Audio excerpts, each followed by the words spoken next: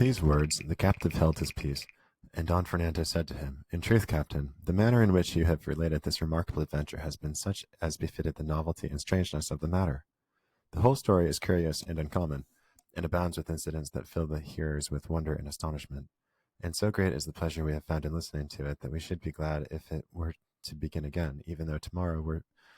to find us still occupied with the same tale." And while he said this, Cardenio and the rest of them offered to be of service to him in any way that lay in their power, and in words and language so kindly and sincere that the captain was much gratified by their goodwill. In particular, Don Fernando offered if he would go back with him, to get his brother, the Marquis, to become godfather at the baptism of Zerata, and on his own part to provide him with the means of making his appearance in his own country with the credit and comfort he was entitled to. For all this the captive returned thanks very courteously, although he would not accept any of their generous offers. By this time night closed in, and as it did, there came up to the inn a coach attended by some men on horseback, who demanded accommodation, to which the landlady replied that there was not a hand's breadth of the whole inn unoccupied. "Still, for all that," said one of those who had entered on horseback, "room must be found for his lordship the judge here." At this name the landlady was taken aback, and said, "Señor, the fact is I have no beds, but if his lordship the judge carries one with him, and no doubt he does, let him come in and welcome, for my husband and I will give up our room to accommodate his worship." "Very good, so be it," said the squire, but in the meantime a man had got out of the coach, whose dress indicated at a glance the office and post he held, for the long robe with the ruffled sleeves that he wore showed that he was, as his servant said, the judge of appeal. He led by the hand a young girl in a travelling dress, apparently about 16 years of age, and of such a high-bred air, so beautiful and so graceful, that all were filled with admiration when she made her appearance. But for having seen Dorothea, Lucinda, and Zoraida, who were there in the inn, they would have fancied that a beauty like that of this maiden's would have been hard to find. Don Quixote was present at the entrance of the judge with the young lady, and as soon as he saw him, he said, "Your worship may with confidence enter and take your ease in this castle. For though the accommodation be scanty and poor, there are no quarters so cramped or inconvenient that they cannot make room for arms and letters. Above all, if arms and letters have beauty for a guide and leader, as letters represented by your worship have in this fair maiden, to whom not only ought castles to throw themselves open and yield themselves up, but rocks should rend themselves asunder and mountains divide and bow themselves down to give her a reception. Enter, your worship, I say, into this paradise, for here you will find stars and suns to accompany the heavens your worship brings with you. Here you will find arms in their supreme excellence, the beauty in its highest perfection." The judge was struck with amazement at this language of Don Quixote, whom he scrutinized very carefully, no less astonished by his figure than by his talk. And before he could find words to answer him, he had a fresh surprise,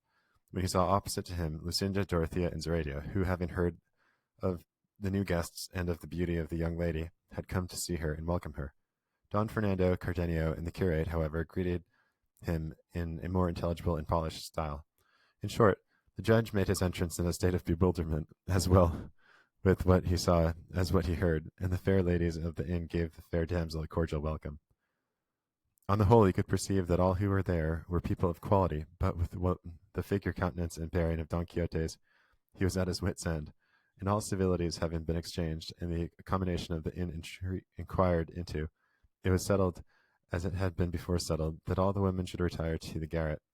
that has been already mentioned, and that the men should remain outside as if to guard them. The judge, therefore, was very well pleased to allow his daughter, for such the damsel was, to go with the ladies, which she did very willingly, and with part of the host's narrow bed and half of what the judge had brought with him, they made a more comfortable arrangement for the night than they had expected. The captive, whose heart had leapt within him the instant he saw the judge, telling him somehow that this was his brother, asked one of the servants who accompanied him what his name was, and whether he knew him from what part of the country he came. The servant replied that he was called the licentiate Juan Perez de Vidima, and that he had heard it said that he came from a village in the mountains of Leon. From this statement, and what he himself had seen, he felt convinced that this was his brother, who had adopted letters by his father's advice, and, excited and rejoiced, he called Don Fernando and Cardenio and the curate aside, and told them how the matter stood, assured them that the judge was his brother. The servant had further informed him that he was now going to the Indies with the appointment of the judge of the Supreme Court of Mexico, and he learned likewise that the young lady was his daughter, whose mother had died in giving birth to her, and that he was very rich in consequence of the dowry left to him with the daughter. He asked their advice as to what means he should adopt to make himself known, or to ascertain beforehand whether, when he had made himself known, his brother, seeing him so poor, would be ashamed of him, or would receive him with a warm heart.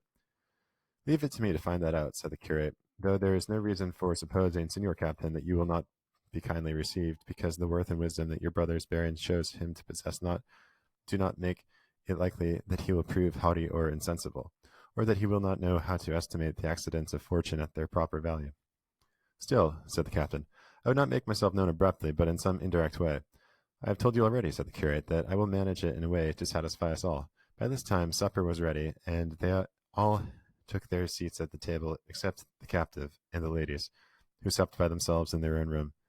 In the middle of supper, the curate said, I had a comrade of your worship's name, Signor Judge, in Constantinople, where I was captive for several years. And that same comrade was one of the stoutest soldiers and captains in the whole Spanish infantry, but he had as large a share of misfortune as he had of gallantry and courage. And how is the captain called, Signor? Asked the judge. He was called Roy Perez de Vidima, replied the curate, and he was born in a village in the mountains of Leon, and he mentioned a circumstance connected with his father and his brothers which, had it not been told me by so truthful a man as he was, I should have set down as one of those fables the old women tell over the fire in the winter. For he said his father had divided his property among his 3 sons, and had addressed words of advice to them, sounder than any of Cato's. But I can say this much, that the choice he made of going to the wars was attended with such success that by his gallant conduct and courage, and without any help save his own merit, he rose in a few years to be captain of infantry, and to see himself on the high road, and in position to be given command of corps before long. But fortune was against him, for where he might have expected her favor, he lost it, and with it his liberty, on the glorious day when so many recovered theirs at the battle of Lepanto. I lost mine at Galata, and after a variety of adventures we found ourselves comrades at Constantinople. Thence he went to Algiers, where he met with one of the most extraordinary adventures that has befell anyone in the world. Hence the curate went on to relate briefly his brother's adventure with Zoraida, to all which the judge gave such an attentive hearing that he never before had seen so much of a hearer. The curate, however, only went so far as to describe how the Frenchmen plundered those who were in the boat, in the poverty and distress in which his comrade and the fair Moor were left, of whom, he said, he had not been able to learn what became of them, or whether they had reached Spain, or been carried to France by the Frenchmen. The captive, standing a little to one side, was listening to all the curate said, and watching every movement of his brother, who, as soon as he perceived the curate had made an end of his story, gave a deep sigh, and said with his eyes full of tears, Oh, Signor, if you only knew what news you have given me, and how it comes home to me, making me show how I feel it with these tears that spring from my eyes, in spite of all my worldly wisdom and self-restraint. That brave captain that you speak of is my eldest brother, who, being of a bolder and loftier mind than my other brother or myself, chose the honorable and worthy calling of arms, which was one of the 3 careers our father proposed to us, as your comrade mentioned in that fable you thought he was telling you. I followed that of letters, in which God and my own exertions have raised me to the position in which you see me. My second brother is in Peru, so wealthy that with what he has sent to my father and to me, he has fully repaid the portion he took with him, and has even furnished my father's hands with the means of gratifying his natural generosity, while I too have been enabled to pursue my studies in a more becoming and creditable fashion, and so to attain my present standing. My father is still alive, though dying with anxiety to hear of his eldest son, and he prays God unceasingly that the death may not close his eyes until he has looked upon those of his son. But with regard to him, what surprises me is that, having so much common sense as he had, he should have neglected to give any intelligence about himself, either in his troubles and sufferings, or in his prosperity. For if his father or any of us had known of his condition, he need not have waited for that miracle of the reed to obtain his ransom. But what now disquiets me is the uncertainty whether those Frenchmen may have restored him to liberty, or murdered him to hide the robbery.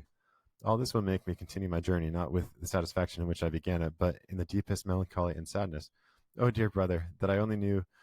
where thou art now! I would hasten to seek out and deliver thee from thy suffering, though it were to cost me suffering myself. Oh, that I could bring news to our old father that thou art alive, even wert thou in the deepest dungeon of Barbary, for his wealth and my brother's and mine would rescue thee thence. O beautiful and generous Zoraida, that I could repay thy goodness to a brother, that I could present at the new birth of thy soul and thy bridal that would give us all such happiness. All this and more the judge uttered with such deep emotion at the news he had received of his brother that all who heard him shared in showing their sympathy with his sorrow. The curate, seeing then how well he had succeeded in carrying out his purpose and the captain's wishes, had no desire to keep them unhappy any longer. So he rose from the table, and going into the room where Zoraida was, he took her by the hand, Lucinda, Dorothea, and the judge's daughter following her. The captain was waiting to see what the curate would do, when the latter, taking him with the other hand, advanced with both of them to where the judge and the other gentlemen were, and said, "Let your tears cease to flow, Señor Judge, and the wish of your heart be gratified, as fully as you could desire, for you have before you your worthy brother and your good sister-in-law. He whom you see here is the Captain Vidima, and this is the fair Moor who has been so good to him. The Frenchmen I told you of have reduced them to the state of poverty you see, that you may show the generosity of your kind heart." The captain ran to embrace his brother, who placed both hands on his breast so as to have a good look at him, holding him a little way off. But as soon as he had fully recognized him, he clasped him in his arms so closely, shedding such tears of heartfelt joy that most of those present could not but join in them. The words of the brothers exchanged, the emotion they showed, can scarcely be imagined. I fancy much less put down in writing. They told each other in a few words the events of their lives, and they showed the true affection of brothers in all its strength. And the judge embraced Zoraida, putting all he possessed at her disposal.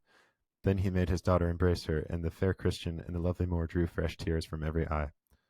And there was Don Quixote, observing all these strange proceedings attentively, without uttering a word, and attributing the whole chimeras, the whole to chimeras of knight errantry. Then they agreed Captain and Zoraida could return with his brother to Seville, and send news to his father of his being delivered and found, so as to enable him to come and be present to the marriage and baptism of Zoraida, for it was impossible for the judge to put off his journey, as he was informed that in a month from that time the fleet was to sail from Seville to New Spain, and to miss the passage would have been a great inconvenience to him. In short, everybody was well pleased and glad at the captive's good fortune, and as now almost 2/3 of the night were past, they resolved to retire to rest for the remainder of it. Don Quixote offered to mount guard over the castle, lest they should be attacked by some giant or other malevolent scoundrel, covetous of the great treasure of beauty the castle contained. Those who understood him returned him thanks for his service, and they gave the judge an account of his extraordinary humor, with which he was not a little amused. Sancho Panza alone was fuming at the lateness of the hour for retiring to rest, and he of all was the one that made himself most comfortable, as he stretched himself on the trappings of his ass, which, as will be told further on, cost him so dear. The ladies then, having retired to their chamber, and the others having disposed themselves with as little discomfort as they could, Don Quixote sallied out of the inn to act as sentinel of the castle, as he had promised. It happened, however, that a little before the approach of dawn, a voice so musical and sweet reached the ears of the ladies that it forced them all to listen attentively, but especially Dorothea, who had been awake, and by whose side Donna Clara de Vidima, for so the judge's daughter was called, lay sleeping. No one could imagine who it was that sang so sweetly, and the voice was unaccompanied by any music. At one moment it seemed to them as if the singer were in the courtyard, at another in the stable, and as they were all attention, wondering, Cardenio came to the door and said, "Listen, whoever is not asleep, and you will hear a multer's voice that enchants as it chants." "We are listening to it already, Señor," said Dorothea. Cardenio went away, and Dorothea, giving all her attention to it, made out the words of the song to be these.